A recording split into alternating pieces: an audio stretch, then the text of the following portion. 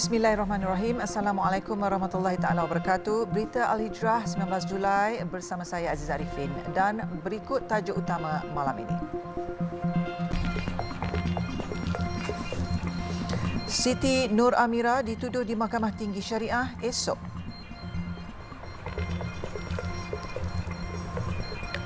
Juga polis terima 121 laporan penipuan pakej haji.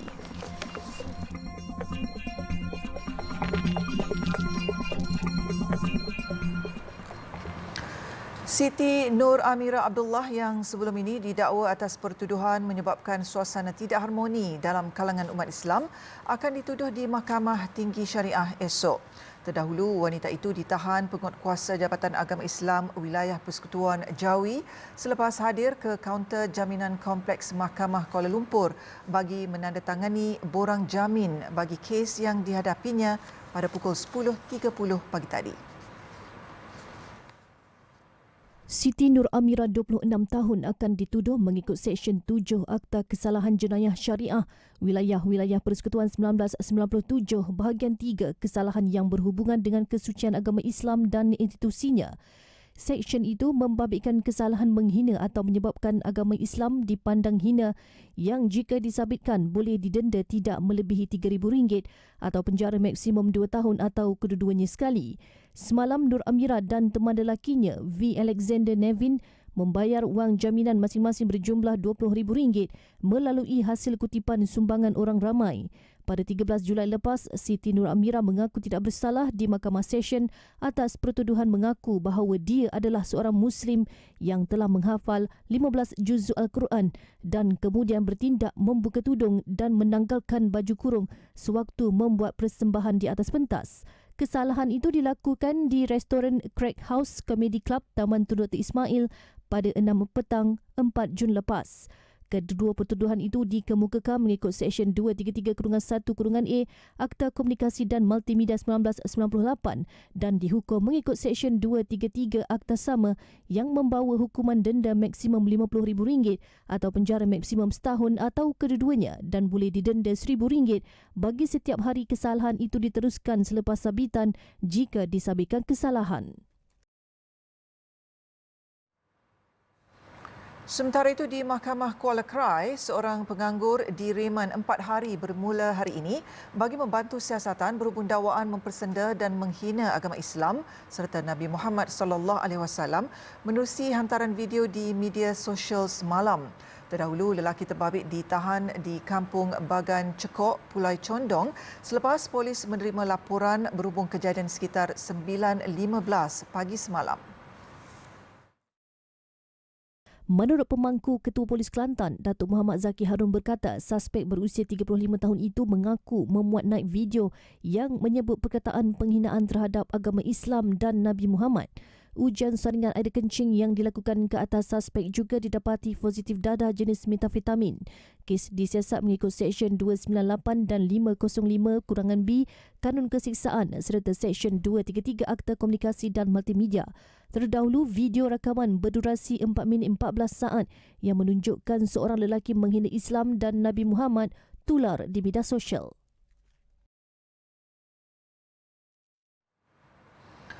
Mengulas mengenai kes penghinaan terhadap agama Islam yang kerap berlaku sejak akhir-akhir ini, Menteri di Jabatan Perdana Menteri Hal Ehwal Agama, Datuk Idris Ahmad berkata, perbuatan dan tindakan itu seumpama khususnya yang dilakukan oleh umat Islam sendiri mungkin berpunca daripada masalah spiritual yang memerlukan perhatian dan rawatan. Kerana kita faham, kerana perkara-perkara ini muncul ialah apabila datangnya soal tidak ketenteraman, emosi terganggu, macam rasa putus asa, kecewa dengan apa yang dialami oleh dia. Maka sebab itu jadi seperti mana yang kita dapat lihat. Walaupun bilangannya agak kecil, tapi kita tak hendaklah perkara itu menjadikan satu normalisasi dalam masyarakat kita. Kerana apabila kecewa, sedangkan dia ada jalan keluar untuk mereka pulihkan atau diubatkan melalui spiritual tadi. Beliau turut menekankan betapa pentingnya makanan spiritual agar seseorang itu tidak bertindak di luar batasan. Datuk Idris ditemui selepas menghadiri program lawatan kerja menteri bagi projek rintis perkhidmatan penjagaan spiritual di Hospital Sungai Buloh. Projek berkenaan, jelas beliau, wajar diperluaskan ke hospital lain di seluruh negara bagi membantu dan merawat lebih ramai pesakit yang mengalami masalah emosi dan mental. Ini adalah merupakan salah satu daripada untuk kita nak melengkapkanlah dari segi selain daripada perubatan yang telah diberikan oleh pihak hospital melalui perubatan yang kita dapat lihat perubatan moden, namun di sana kita tidak tinggal kerana sana juga merupakan satu terapi yang perlu ada kepada pesakit, utamanya soal untuk gangguan emosi yang perlu diberikan penekanan. Maka program ini adalah program untuk sebagai terapi emosi, psikologi yang ada kepada pesakit. Projek Rintis Perkhidmatan Penjagaan Spiritual merupakan kerjasama Kementerian Kesihatan Malaysia KKM, JAKIM dan agensi-agensi Islam yang lain.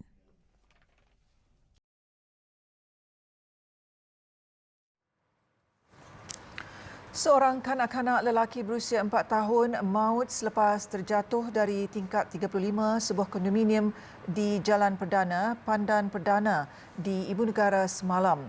Ketua Polis Daerah Ampang Jaya ACP Muhammad Farouk Ishak berkata pihaknya menerima maklumat berhubung kejadian daripada pengawal keselamatan di kondominium tersebut pada 2.20 petang. Siasatan awal mendapati kanak-kanak yang merupakan warga asing itu dibawa ibunya yang bekerja sebagai pembantu rumah 9 ke sebuah unit di kondominium terbabit untuk mengambil upah membasuh dan melipat baju.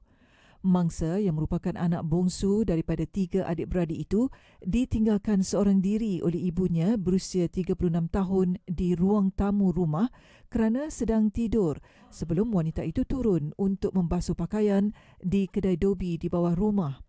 Kanak-kanak itu dipercayai telah bangun daripada tidur dan membuka pintu gelongsor sebelum memanjat kerusi yang berada di balkoni. Muhammad Farouk berkata ketika kejadian, bapa kanak-kanak itu sedang bekerja di Petaling Jaya dan semakan mendapati ibu bapa mangsa tinggal di negara ini sejak 5 tahun lepas. Mayat mangsa dihantar ke Hospital Chancellor Tuanku Mukris HCTM Universiti Kebangsaan Malaysia UKM untuk bedah siasat dan setakat ini tiada tangkapan dibuat serta siasatan masih dijalankan mengikut Seksyen 31-1 Akta Kanak-Kanak 2001 iaitu pengabaian terhadap kanak-kanak. Polis menerima 121 laporan berkaitan penipuan pakej haji oleh 3 agensi pelancongan membabitkan kerugian berjumlah 5.1 juta ringgit. Setiausaha Polis Diraja Malaysia PDRM Datuk Nursiah Muhammad Saaduddin berkata, kesemua kes itu melibatkan penipuan haji dan umrah furada di 10 negeri. Ia membabitkan 48 laporan di Kuala Lumpur, 30 di Selangor, 18 di Pahang dan masing-masing 6 laporan di Johor, Perak, Kelantan, manakala 3 di Kedah, 2 di Negeri Sembilan dan masing-masing 1 di Terengganu dan Pulau Pinang. Jelas beliau, sebanyak 22 kertas siasatan dibuka daripada 121 laporan polis dibuat oleh mangsa. Pada 8 Julai lalu, media melaporkan kira-kira 380 bakal jemaah haji dilaporkan terkandas di lapangan terbang antarabangsa Kuala Lumpur KLIA dipercayai menjadi mangsa penipuan sebuah agensi pelancongan swasta. Ketua Polis Daerah Wang Semaju, Superintendent Asyari Abu Samah dipetik berkata, 2 lelaki dan 3 wanita berusia 30 hingga 60 tahun itu ditahan di beberapa lokasi sekitar ibu negara. Katanya semua individu yang ditahan itu membabitkan pemilik agensi pelancongan berkenaan serta isterinya, seorang ejen serta 2 pekerja di agensi terbabit yang terletak di Danau Kota. Mahkamah Tinggi Kuala Terengganu hari ini mengetepikan hukuman penjara 14 bulan terhadap seorang suri rumah yang mencuri 2 paket minuman malt jenama Milo yang disabitkan pada 5 Julai lalu. Hakim Datuk Hassan Abdul Ghani sebaliknya memerintahkan tertuduh Suhaini Muhammad, 43 tahun, dituduh semula di Mahkamah Majistret Marang. Beliau memutuskan demikian selepas berpuas hati dengan hujah rayuan dikemukakan Peguam Datuk Naran Singh yang mewakili Suhaini. Naren dalam hujahannya mendakwa berlaku kecacatan dalam ekshibit dikemukakan sewaktu prosiding kes tersebut di Mahkamah Majistret Marang pada 5 Julai lalu. Kesalahan lampau yang dikemukakan adalah tidak sah dari segi undang-undang yang pertama. Kedua, ada ekshibit-ekshibit dia orang kemukakan. Ada ekshibit-ekshibit yang mereka kemukakan yang seharusnya tidak patut dikemukakan. Jadi di atas alasan itu terdapat beberapa kecacatan dalam prosiding hari itu. Yang Arif perintahkan sabitan diketepikan dan beliau kena tuduh semula.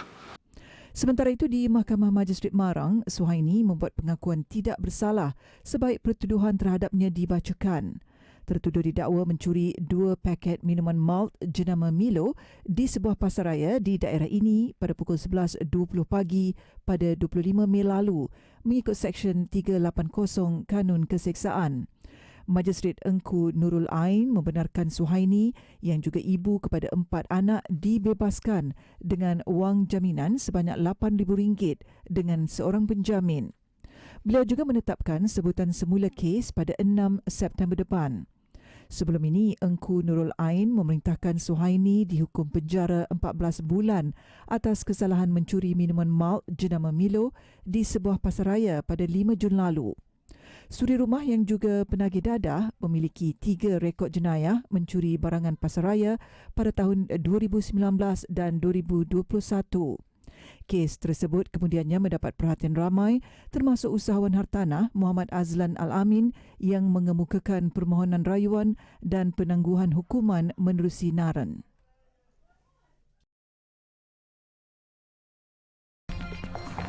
Dakwaan hutang Malaysia kedua tertinggi selepas Sri Lanka palsu.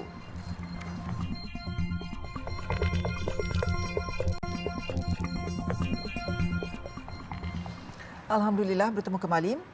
Seorang lelaki bergelar Duda yang tergamak menikam ibu kandungnya dalam kejadian di Kampung Paya Lubuh, Tangga Batu awal bulan ini dihadapkan ke Mahkamah Majistret Air Keroh. Bagaimanapun, tiada pengakuan direkodkan daripada tertuduh Amirul Hakim Abu, 38 tahun, selepas pertuduhan dibacakan terhadapnya. Tertuduh yang merupakan anak sulung daripada 5 beradik didakwa melakukan bunuh sehingga menyebabkan kematian ibu kandungnya Rozizah Makdum 64 tahun di kediaman mereka di Kampung Paya Lubuh, Tangga Batu antara jam 2.30 hingga 3 petang 5 Julai lalu. Tertuduh yang juga penganggur didakwa mengikut Seksyen 302 Kanun Keseksaan yang memperuntukkan hukuman mati. Dalam pada itu, tertuduh turut didakwa atas satu lagi pertuduhan memberikan dadah jenis metafetamin kepada diri sendiri dan tertuduh mengaku bersalah atas pertuduhan itu. Bagaimanapun tiada hukuman diputuskan sementara menunggu laporan kimia. Tertuduh tidak dibenarkan sebarang jaminan dan kes disebut semula 30 Ogos ini. Dalam kejadian kira-kira jam 3 petang 5 Julai lalu, mangsa Rozizah Makdum disahkan maut di kediamannya selepas ditikam 2 kali di bahagian kiri dan kanan leher. Ketua Polis Melaka Datuk Zainul Samah berkata, suspek mendakwa bertindak demikian selepas terdengar bisikan kononnya ibunya menyembah berhala.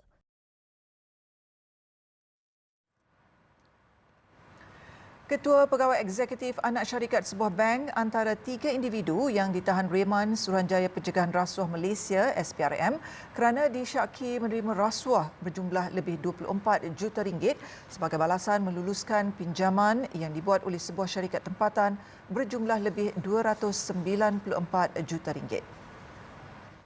Magistrate Muhammad Dini Syazwan Abi Syukur menetapkan perintah reman selama 5 hari bermula hari ini sehingga 23 Julai terhadap ketiga-tiga suspek di Mahkamah Magistrate Putrajaya pagi tadi.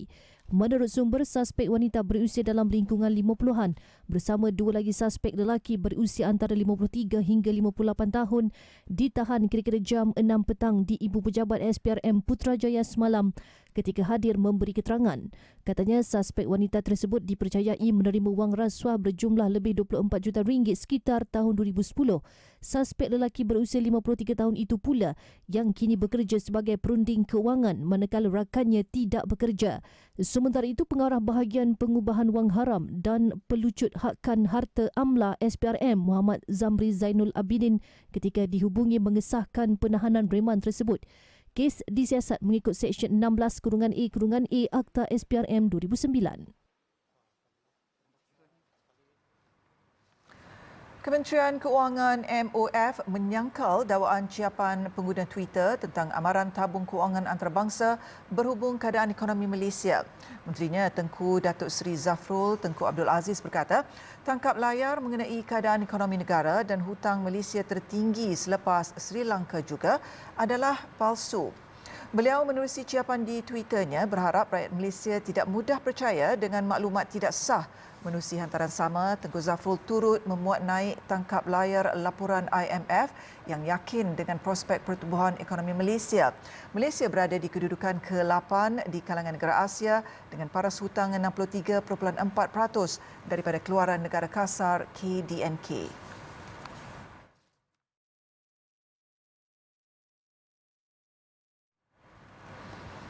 Mesyuarat Majlis Tindakan Ekonomi hari ini memutuskan 3 pendekatan utama bagi mendepani isu dan cabaran pengambilan pekerja asing di negara ini. Perdana Menteri Datuk Seri Ismail Sabri Yaakob berkata, pasaran buruh negara kini berdepan dengan kekurangan tenaga kerja asing yang kritikal dan kerajaan akan terus mempertingkatkan kerjasama dengan pihak swasta melalui sesi libat urus yang berterusan. Pendekatan pertama yang diputuskan ialah dengan menggesa Kementerian Sumber Manusia KSM dan Kementerian Dalam Negeri KDN bersama pihak industri, Persatuan Perniagaan serta pihak berkenaan agar mengadakan pertemuan secara bersemuka bagi menyelesaikan isu pengambilan pekerja asing sehingga hujung bulan ini. Bagi pendekatan kedua, majikan digesa mempertimbang pengambilan pekerja asing dari negara sumber yang diluluskan dan tidak bergantung kepada negara sumber tradisi sahaja.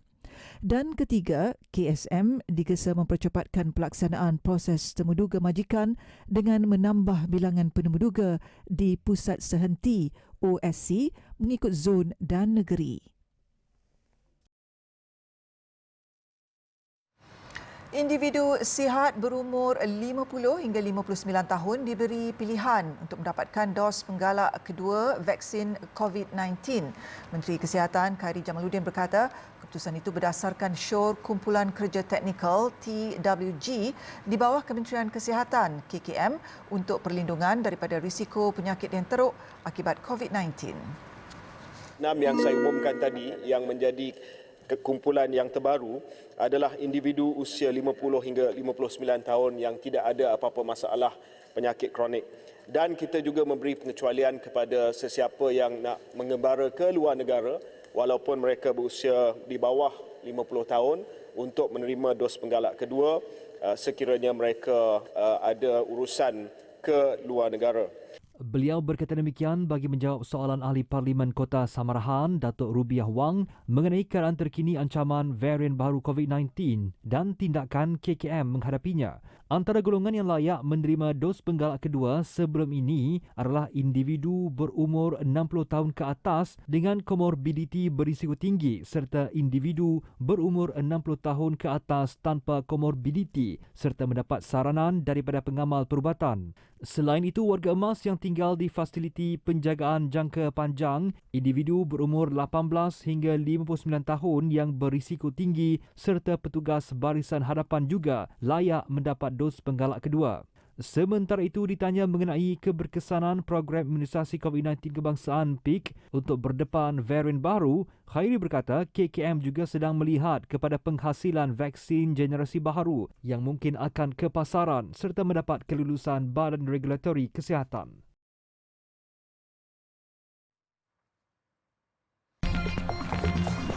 Letupan gas 11 cedera, 3 lagi hilang.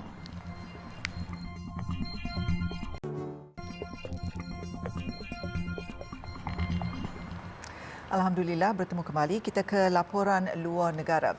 Sekurang-kurangnya 11 cedera manakala 3 lagi dilaporkan hilang dalam satu insiden letupan gas melibatkan sebuah bangunan kediaman di Bandar Perindustrian Tianjin, China. Letupan kuat itu menyebabkan sebahagian daripada bangunan kediaman 6 tingkat tersebut musnah. Bagaimanapun, tiada kerosakan besar dilihat pada bangunan berdekatan. Menurut agensi berita Xinhua, letupan berlaku kira-kira jam 7.15 pagi waktu tempatan. Ketika berita ini ditulis, punca letupan gas masih tidak dapat dipastikan. Tianjin, bandar pelabuhan dan perindustrian yang terletak kira-kira sejam dari ibu kota Beijing, tidak asing daripada insiden letupan gas. Pada 2015, letupan di sebuah gudang kimia mengorbankan 173 nyawa.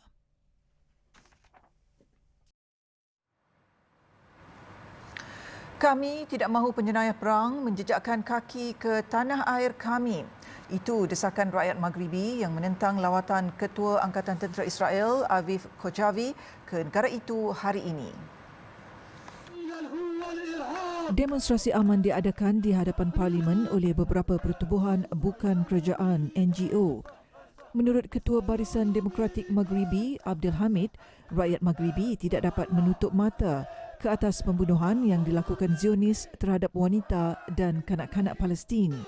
Menurut beliau, sambutan yang diberikan terhadap Kochavi adalah suatu yang amat memalukan.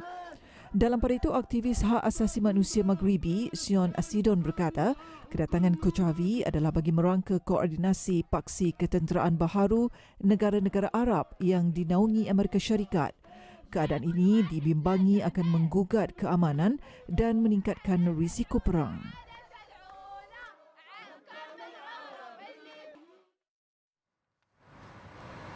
Presiden Turki Recep Tayyip Erdogan tiba di Tehran hari ini bagi menghadiri pertemuan bersama Presiden Iran Ebrahim Raisi dan Presiden Rusia Vladimir Putin. Pertemuan tiga hala itu diadakan bagi mencari penyelesaian perang lebih 11 tahun di Syria. Ketibaan Erdogan disambut Presiden Iran yang buat julung kalinya mempengerusikan pertemuan ini. Ketiga-tiga pemimpin dijangka bakal membincangkan dan menghidupkan kembali inisiatif Astana Peace Process yang pernah diutarakan sebelum ini. Inisiatif ini diwujudkan bagi mencari titik penyelesaian perang berpanjangan di Syria yang sehingga kini masih kabur. Ketiga-tiga negara berkenaan terlibat secara langsung dalam konflik di Syria, di mana Rusia dan Iran menyebelahi rejim Bashar Assad, manakala Turki menyokong tentera pemberontak. Selain mencari penyelesaian konflik di bumi Syam, pertemuan ini juga memberi peluang kepada Erdogan untuk mengadakan perbincangan dengan Putin berkaitan perang di Ukraine. Ankara dilaporkan telah beberapa kali berusaha untuk mengadakan pertemuan dengan Moskow sejak Putin melancarkan kempen ketenteraan di Ukraine Februari lalu.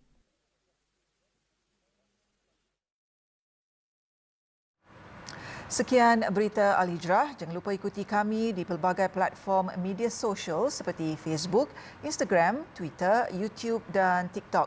Dan jangan ketinggalan layari alhijrahnews.com untuk lagi berita-berita pilihan dan eksklusif. Saya Aziz Arifin. Assalamualaikum dan selamat malam.